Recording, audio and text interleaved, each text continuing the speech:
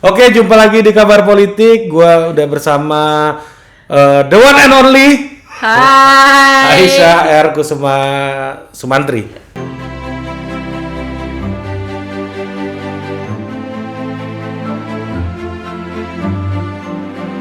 Iya kan? Iya. The one and only udah kayak Paman Sam. Mudah-mudahan gak bosen sama gue ya.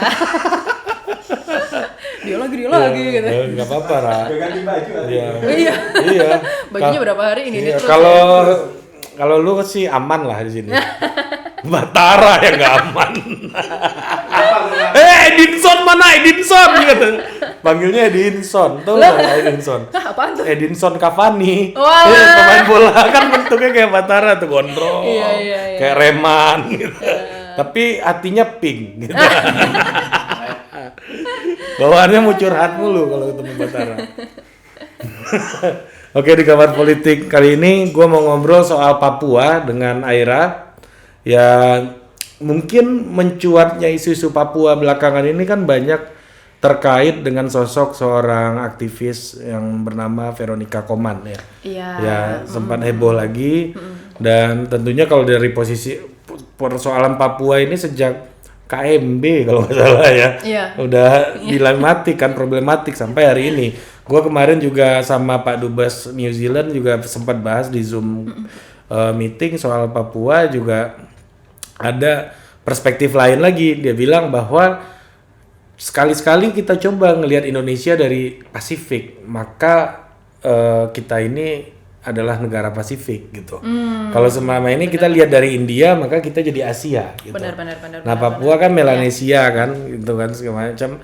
Yang mana jumlah semua Melanesia ini katanya setara dengan penduduk Jawa Tengah katanya Pak Dubes kalau nggak salah tuh ya. Jumlah semuanya ya yang terkait dengan orang-orang Pasifik. Dan persoalan isu Papua juga nggak lepas dari dukungan negara-negara Indi ini ya. Iya. Negara Indi yang di Pasifik gitu kan.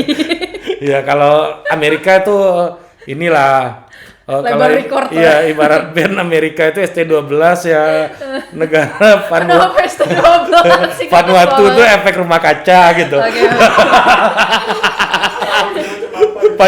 payung teduh gitu lah, negara-negara Indi. Negara Indi. Ya gimana lu melihat perkembangan Papua belakangan ini, Ra? Ya terutama dengan ya masa Covid nih, Veronica tetap gencar aja kemarin soal scholarship dia kan yang heboh kan. Itu rame tuh, gue kan anak LPDP juga dulu. Oh, lu LPDP? Iya, gue juga LPDP, dia rame banget di dibiayai oleh Bunga Bank ya Anda kuliah ya. Uang abadi negara. Iya, Bunga Bank lah.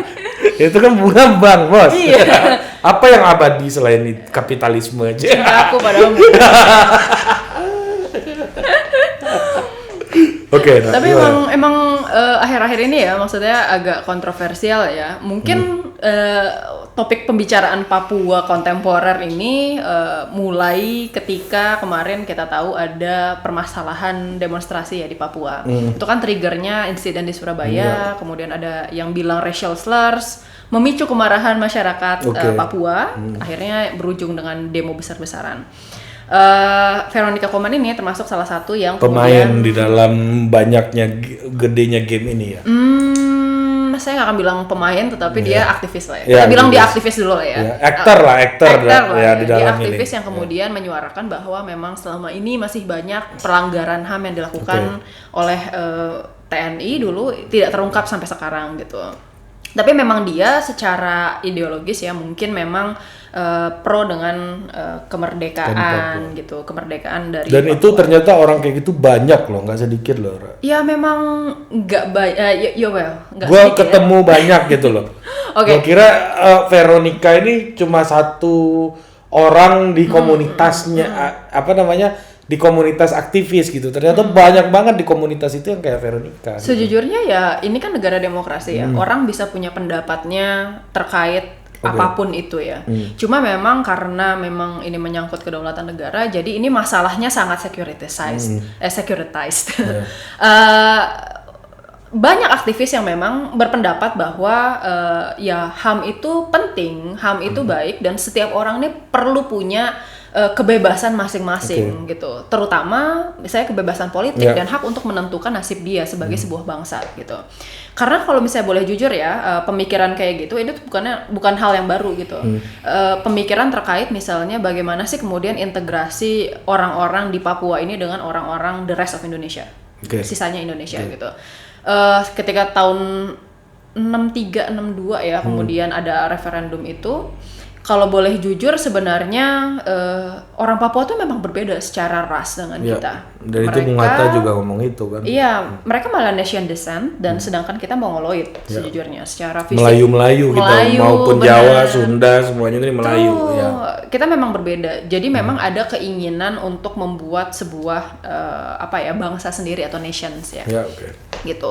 Ini sebenarnya yang kemudian menjadi perdebatan ya. Apa yang harus didahulukan? Apakah misalnya nasionalismenya kita bahwa kemudian setiap negara jajahan Belanda itu harus wilayah jajahan Belanda ya harus jadi bagian dari Indonesia, ataukah kemudian berdasarkan suku bangsa? Kita kan memilih yang pertama ya, yang berdasarkan jajahan Belanda Indonesia, jajahan Belanda. East Indie ini ya. East Indie. Ya, kalau semua gitu Suriname masuk dong. Iya. Tapi maksudnya yang ada di kepulauan Nusantara. Ini kan netizen kan suka cari-cari celah, makanya gua antisipasi dulu sebelum Anda berspekulasi. Capek gua kadang-kadang. Tapi bagus. Total Politik itu membuat menariknya penontonnya, Ra. Sangat kritikal gitu. Sip. Aku percaya dengan netizen. Jadi kalau misalnya mau dibilang pun terbentuknya Indonesia sendiri ini bukan proses yang organik tapi sintetis.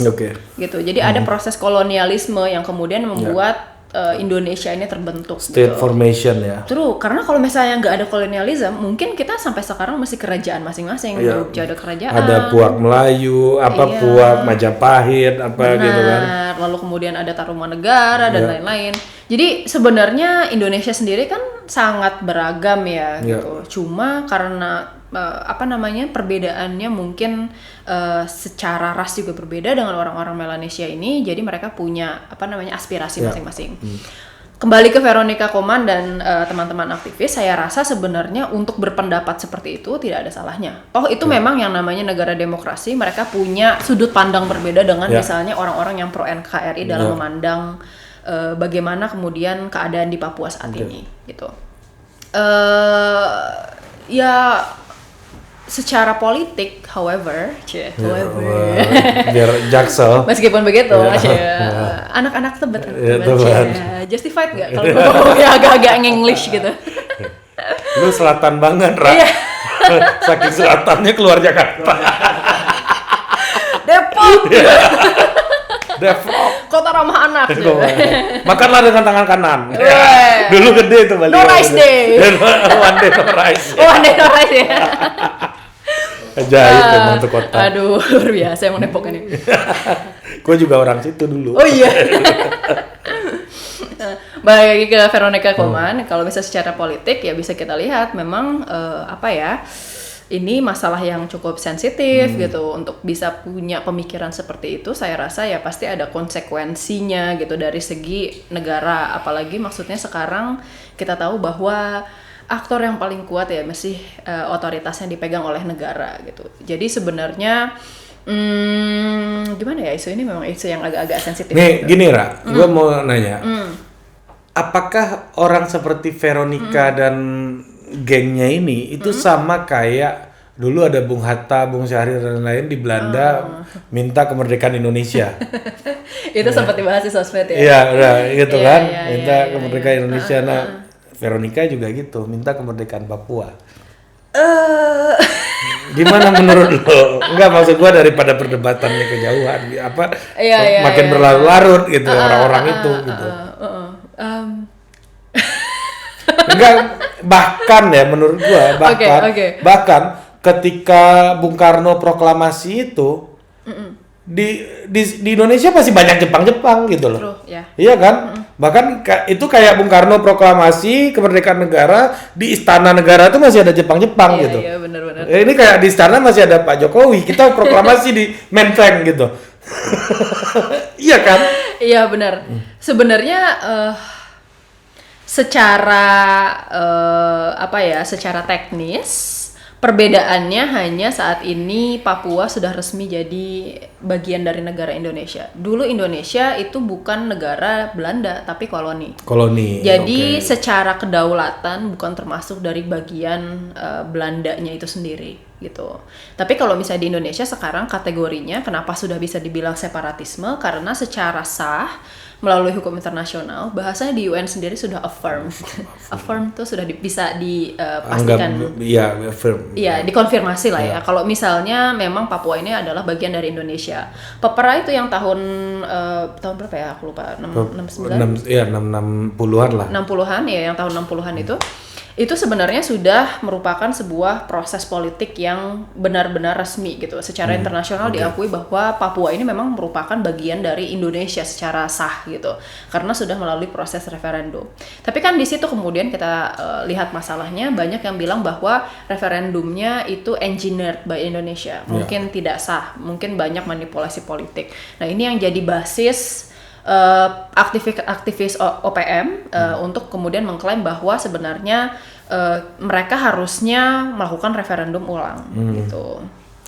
Ya, dan memberikan kesempatan referendum itu sama aja bohong kan sebenarnya, untuk dalam artian untuk kedaulatan sebuah negara gitu. Maksudnya gimana, sorry? Negara yang berdaulat memberikan kesempatan referendum itu kan sama aja seperti dalam tanda kutip kalah gitu. Dalam mempertahankan teritorinya. Saya nggak akan bilang gitu sih. Itu proses politik juga. Referendum itu sebenarnya sebuah proses politik. Cuma memang benar itu selangkah sebelum kedaulatannya mungkin tercerabut lah ya gitu. Jadi ada disintegrasi di dalam negaranya. Tapi sebenarnya yang namanya referendum sendiri itu proses politik, Ri. Jadi bisa kita lihat contoh lain ya, misalnya antara England dan Scotland. Dia kan sebenarnya sudah ada beberapa referendum ya dari beberapa tahun ini, dan itu diberikan secara sukarela sama England ya, sama pemerintahan UK-nya. Kalau misalnya kalian mau merdeka, ya nih coba tanya aja orang-orang yang mau merdeka atau enggak. Ternyata atau enggak, jawabannya balik lagi ke UK gitu. Jadi sebenarnya itu hanya proses politik gitu loh. Cuma permasalahannya memang kenapa kemudian orang-orang setakut itu sama referendum, kenapa kemudian referendum itu dianggap mengerikan, karena pertama kita trauma sama kejadian tahun 98-99 ya, ketika tim-tim itu merdeka, dikasih referendum ternyata merdeka, kita punya ketakutan bahwa kemarin Deddy Kobuzier bahas tim-tim. Tapi narasumbernya Jeremy Teti. Kan dia wartawan waktu itu. Iya. Tapi kenapa? Jeremy Teti tatoan sekarang, bos. Waduh. Salam SCTV. Gitu. Dan gua tonton lagi sampai habis. Keren loh itu ternyata. Iya. Jadi masih ada trauma gitu ya, Ray? Kita masih ada trauma pertama itu. Dan yang kedua adalah sebenarnya kekhawatiran bahwa memang permasalahan yang belum selesai ini itu bisa jadi bumerang buat Indonesia, karena ketika ada proses referendum jadinya mereka memilih untuk merdeka. Gitu. Jadi Indonesianya sendiri masih meraba-raba ini sebenarnya dukungan masyarakat native Papuan atau misalnya orang yang asli Papua ini seperti apa ke masyarakat Indonesia, karena kadang-kadang dukungannya berubah-ubah ya. Ketika awal pemerintahan Jokowi tinggi banget, mereka merasa bahwa misalnya mereka diperhatikan sama Jokowi, lalu mereka merasa bahwa Jokowi melakukan banyak program yang memihak masyarakat Papua. Begitu jalan panjang katanya. Begitu sekarang masuk di periode kedua ya, pertengahan periode kedua, udah mulai ada kemarin isu rasial racial discrimination, Black Lives Matter-nya Indonesia gitu. Black Lives Matter, Papuan Lives Matter. Itu turun lagi pollingnya. Jadi yang bisa gue simpulkan dari situ ya, kelihatan bahwa sebenarnya dukungan masyarakat Papua untuk Indonesia itu masih sangat fluktuatif gitu. Jadi ada hal-hal yang sebenarnya dasar yang sampai sekarang belum diadres sama pemerintah Indonesia, yang bikin sebenarnya masyarakat Papuanya sendiri masih merasa bahwa ada yang kurang nih gitu. Jadi supportnya tidak permanen tapi sesuai dengan situasi saat itu gitu. Berarti ada kebijakan apa ya, sangat parsial ya berarti ya. Iya, dan maksudnya masih ada tanda tanya kan, apa nih yang belum selesai gitu. Oke. Jadi memang ini ya, berarti memang ya masih ya, misalnya kayak ada otonomi khusus kemarin kan, ada ya harusnya udah selesai kan otonomi khusus tahun 2000 berapa gitu, 2015 tahun kan? Iya. Harusnya 2017 sudah selesai kan khusus, tapi masih lanjut kan? Iya. Nah, gimana? Pertanyaan gue sebenarnya gini, Ra. Apakah sebagai pemerintah, apabila gue pemerintah nih ya, gue kan punya lifetime 10 tahun, tenure gue kan 10 tahun ya, menjabat. Menurut gue cara paling meyakinkan gue untuk menjaga ekonomi kestabilan ekonomi, menjaga investasi, kan ada tambang emas di Papua gitu kan, ya kan? Banyak hal yang harus gue jaga sehingga military approach atau security approach itu menjadi pilihan yang paling rasional. Ya sebagai pemerintah nih, ya karena gue udah spending a lot of money on military budget gitu misalnya, kan itu jadi rasional. Tapi ada pandangan lain nih yang harus juga dilihat bahwa ada pendekatan yang lain seperti yang lu bilang tadi soal trust, soal membangun trust, soal membangun dan lain-lain ya, membangun support gitu ya. Nah, menurut lu rasional nggak sih untuk yang mana? Gue yakin cara yang itu nggak akan mungkin 10 tahun, Ra. Cara yang social support terus trust gitu ya, membangun itu kan nggak mungkin. Ini kita ngomongin masalah strategi ya? Iya, strategi. Gue yakin dengan sepenuh hati strategi pemerintah Indonesia bermasalah di Papua. Oke. Nah ini menarik nih. Iya. Ini lo jadiin teaser nih. Lo jadiin teaser ini ya. Gue yakin gitu. Kalau perlu lo zoom in zoom out kayak sinetron tuh. Kasih musik kayak konten-kontennya Vasco itu. Iya. Gue yakin dengan sepenuh hati sebenarnya pendekatan pemerintah Indonesia dan strateginya itu bermasalah di Papua. Dengan pendekatan militer itu, ini kan udah dari tahun 60-an sampai sekarang. Benar. Nggak selesai konfliknya ya. Benar. Tetap masih ada yang namanya OPM, baik itu dari gerakan politik maupun gerakan militer. Pertanyaannya adalah kenapa? Berarti mungkin harus ada evaluasi ulang dari pendekatan militer tersebut. Nah, untuk melakukan itu, kita perlu balik lagi ke nature-nya konflik Papua. Separatism itu kan sebenarnya bentuk dari insurgency warfare ya. Pemerintah Indonesia berarti melakukan counter insurgency di situ, yang artinya dia berusaha mencegah sekelompok militia ini mendapatkan teritori dan mendapatkan kontrol dari teritori tersebut. Non-state actor ya? Iya. Jadi yang perlu diperhatikan adalah bagaimana sih caranya kemudian bisa menghilangkan legitimasi dari aktor tersebut. Oke. The thing is, selain permasalahan militer, saya nggak bilang bahwa pendekatan militer tidak penting. Iya, pendekatan militer penting, tapi harus diseimbangi dengan pendekatan lain. Di antaranya adalah yang namanya strategi hearts and minds. Hearts and minds ini sebenarnya bisa dilakukan dengan berbagai cara ya, dengan cara biasanya dia ada ekonomi, politik, lalu kemudian sosial gitu, pendekatan-pendekatan seperti itu. Dan pendekatan ini bisa dilakukan dengan berbagai cara dan diinterpretasikan dengan berbagai cara. Untuk pemerintahan yang sifatnya otoritarian seperti Indonesia ketika sebelum tahun 98, kita memilih pendekatan hearts and minds yang berdasarkan repressive methods. Jadi bagaimana caranya agar masyarakat Papua ini kemudian mengikuti pemerintah karena mereka merasa segan dan takut dengan pemerintah. Kalau sekarang kan udah enggak, beda. Sekarang caranya adalah bagaimana mereka bisa mendapatkan dukungan dari masyarakat Papua agar kemudian bisa mendukung pemerintah Indonesia di sana tanpa menggunakan kekerasan. Kenapa kemudian kekerasannya kok nggak bisa? Karena kita udah negara demokrasi. Negara demokrasi punya sistem check and balance, punya pengawasan dari aktor-aktor non-negara, termasuk tadi aktivis-aktivis, lalu kemudian LSM-LSM ya, yang melihat bahwa jika ada yang tidak beres, mereka kemudian bisa menggugat itu ke sistem peradilan yang formal, gitu. Saya mungkin agak lupa menjelaskan kenapa kemudian masyarakat Papua, masyarakat asli Papua ini jadi sebuah aktor yang sangat penting di dalam counterinsurgency warfare. Tadi ya, perang itu beda antara yang gerilya sama perang beneran, antara dua aktor yang simetris sama asimetris. Di Papua ini perangnya asimetris. Satu negara punya tank, punya semuanya lah ya. Punya Ramsel. Ya. Dia punya helikopter, punya pesawat terbang, pembom dan lain-lain. Drone buat bikin konten. Bro, ayo kita masuk gitu. Lo ya.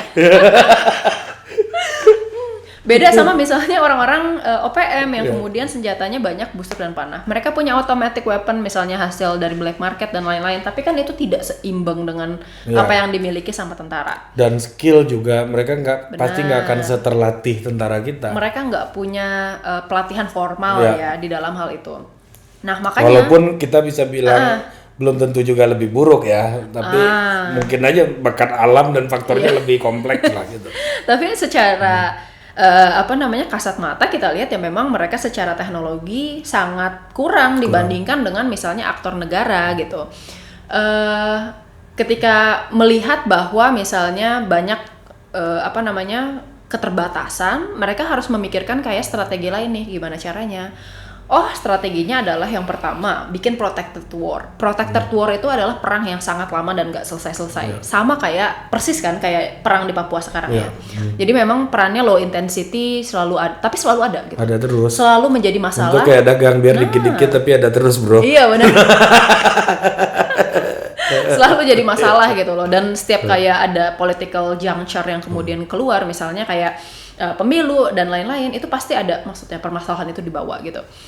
Nah itu pertama. Lalu yang kedua adalah caranya blend in with the population. Ini yang kedua ya, kenapa kemudian jadi penting banget nih masyarakat asli Papua gitu. Karena ketika misalnya orang-orang dari separatis ini bergabung dengan masyarakat sipil, kan nggak ketahuan yang mana yang kemudian militia, yang mana yang kemudian apalagi masyarakat sipil. Mereka rasnya sama gitu. Ya nggak cuma itu doang, tapi kemudian maksudnya kita ngomongin tentang mereka bisa membaur sama masyarakat sipil. Bisa lebih mudah untuk meyakinkan lah. Benar, namanya masyarakat sipil kalau secara teoritis ya kita bilangnya itu adalah neutral population. Belibet. Non-kombatan. Non-kombatan gitu. Ini kan nggak boleh dilukai, nggak boleh dipersekusi, nggak boleh diinterogasi, nggak boleh ditorture disiksa. Dan lain-lain. Jadi mereka istilahnya mendapatkan logistik, mendapatkan sumber informasi intelijen, mendapatkan pengetahuan mengenai misalnya medan itu dari orang-orang pendukung mereka ini, civilian yang mendukung mereka ini, gitu.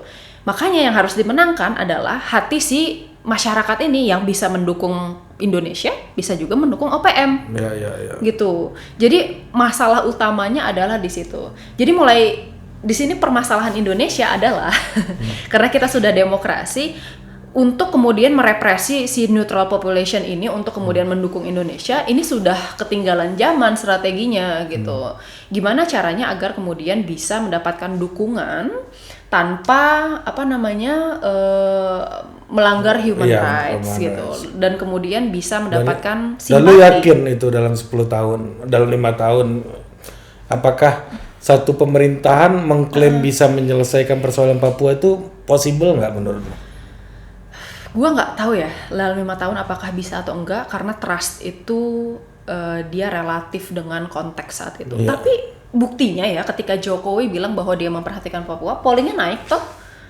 Kepercayaan masyarakat asli Papua dengan misalnya Papua dengan pemerintah Indonesia saat itu memang membaik toh ketika saat itu, memburuk ketika ada permasalahan lagi gitu. Jadi ya permasalahannya itu tadi ya, bagaimana kemudian kita memenangkan hati mereka. Cuma banyak juga yang nanya nih, Ri, kayak kok nggak berhasil padahal udah dikasih otsus, udah dikasih misalnya semuanya infrastruktur. Kalau gue jadi pemerintah ya gue merasa gue udah bikin semuanya gitu. Iya. Yang gue bisa gitu. Sebenarnya yang gue bisa. Pemerintah juga sebenarnya dilematis ya, jatuhnya ya. Masa ngasih merdeka? Iya. Nggak sampai ke situ. Iya. Cuma Maksud gue banyak sekali diskrepansi itu apa ya? Gap ya di antara apa yang kemudian dilakukan pemerintah untuk mengambil hati masyarakat Papua dengan apa yang kemudian dibutuhkan sama masyarakat Papua. Dan juga ada isu-isu liar yang tiba-tiba pemerintah nggak bisa kontrol juga gitu. Benar. Jadi konteks faktor yang sangat mempengaruhi kan. Iya ya, banyak isu-isu liar dan tadi masalah kayak diskrepansi itu banyak sih masalah yang sebenarnya sampai sekarang belum diadres ya. Yang paling major banget adalah masalah pelanggaran human rights di masa lalu. Itu yang kemudian bikin sampai sekarang masyarakat Papua tuh susah banget percaya sama pemerintah, dan kenapa aktivis-aktivis banyak yang kemudian masih bergerak terus gitu. Ini soal campaign ya sebenarnya ya. Iya, jadi lebih ke arah counterinsurgency ini sebenarnya perang narasi gitu loh. Selain perang militer ya perang narasi. Makanya tadi gue bilang nggak mungkin berhasil cuma dengan satu cara. Nggak mungkin misalnya masih ada OPM tapi kita cuma pakai pendekatan simpati aja. Tapi nggak mungkin juga. Tapi militernya nggak. Militer tetap penting. Tapi nggak mungkin juga cuma militer aja. Cuma masyarakat Papuanya diabaikan gitu loh. Ya perang narasinya berarti pemerintah memang ya kayak isu Veronica Koman ini juga memang harus ikut dalam apa namanya bermain narasi, nggak hanya perang buzzer atau perang apa gitu ya. Gimana ya, pemerintah ini kan reaktif ya sama dia melihat bahwa misalnya Veronica Koman ini sebagai sebuah ancaman dia melihat bahwa pendapatnya ini sangat ekstrim, sangat keras gitulah ya disampaikan di media massa gitu. Tapi sebenarnya pemerintahnya sendiri dia tidak memikirkan faktor tadi main narasi itu. Ya dia nggak ikut di dalam. Dia cuma berantem gontok-gontokan aja. Makin gede Veronicanya. Benar. Ini kalau sorry to say ya, ini yang gua lihat juga apa yang terjadi dengan Habib Rizik sebenarnya. Benar. Dulu zamannya SBY Habib Rizik masuk penjara nggak ada orang ribut. Ya benar. Iya kan? Tapi karena digontokin terus dia makin gede. Benar. Jadi sebenarnya yang perlu diperbaiki adalah gimana kemudian framing narasinya itu loh. Oke lah misalnya ada Veronica Koman, tapi kemudian kita punya nggak narasi untuk mengimbangi narasinya Veronica Koman? Kalau Veronica Koman ditangkap hanya karena misalnya dia bicara mengenai misalnya pro kemerdekaan Papua, itu kan sebenarnya di mata internasional akan menimbulkan citra yang buruk kan. Dan malah kita kehilangan support. Jangan-jangan bener nih Veronica nih gitu.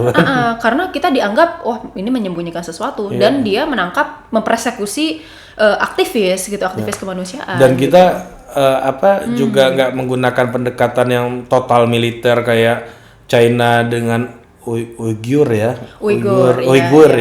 Atau kayak Myanmar dengan Rohingya misalnya kan.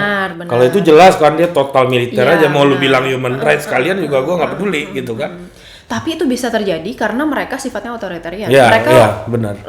One system government, mereka nggak punya check and balance system. Kita kan beda. Iya, maksud gua kecuali memang Indonesia jelas otoritarian mengambil sistem itu lu nggak perlu care sama image lu di dunia internasional. Tapi kalau udah kayak gini lu harus care gitu loh. Benar, mau nggak mau lu harus terjun di situ. Masalahnya kan kita nggak mikir panjang kan sampai ke situ gitu.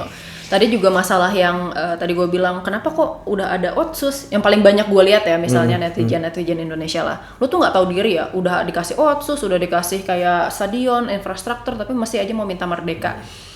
Masalahnya nggak cuma infrastruktur, banyak kayak misalnya kesenjangan masalah kesenjangan pendidikan, lalu kemudian kesenjangan kesejahteraan pendatang di Papua dengan orang Papua aslinya. Lalu kemudian permasalahan tadi ya persekusi orang-orang yang belum dibahas. Jadi banyak banget isu-isu yang kemudian menurutku belum dibahas sama pemerintah Indonesia dan pemerintahnya dan sendiri takut untuk membahas. Iya, dan pemerintahnya sendiri sebenarnya dia dilematis karena di satu sisi kayak tadi ya masalah HAM ini kan sensitif ya. Banyak yang masuk tuh. Iya. Jadi sebenarnya Indonesia nih selama ini sudah melakukan apa yang dia bisa sih sebenarnya. Menurut versi dia ya. Menurut versi dia. Bisanya gue ini karena kalau dia bahas HAM banyak yang kena. Militer, pejabat-pejabat tua, bisnismen yang sekarang kayak megang. Jadi intinya pemain-pemain Indonesia tuh banyak yang bakal bermasalah. Kita tahu tapi nggak mau ngomong aja. Iya, benar. Ya itu kan masalahnya. Kita semua udah tahu. Jadi kepentoknya pemainnya Papua kita semuanya udah tahu, tapi nggak mau ngomong aja. Jadi di sini gue nggak nyalahin Veronica, nggak nyalahin pemerintah juga. Kan lu udah bilang netral dari awal. Netral. Ya kalau lu berharap ada keberpihakan, harusnya Anda jangan tonton sampai habis video ini. Harusnya, kan gue netral, skip. Iya. Jadi di politik itu, menurut gue nih udah bertahun cukup berpengalaman ngurusin politik. Yang pertama itu, lu nggak perlu banyak narasi, nggak perlu banyak asumsi, ya kan? Nggak perlu pinter, tapi yang harus lu punya adalah total. Oke, sampai jumpa di kabar politik berikutnya. Kalau lu seneng sama Aira silakan komen di bawah ini, kita bahas apa lagi soal isu-isu internasional, nanti gua datengin Aira lagi. Hore. Oke, sampai jumpa di kabar politik berikutnya. Produced by Total Politik and powered by haluan.co.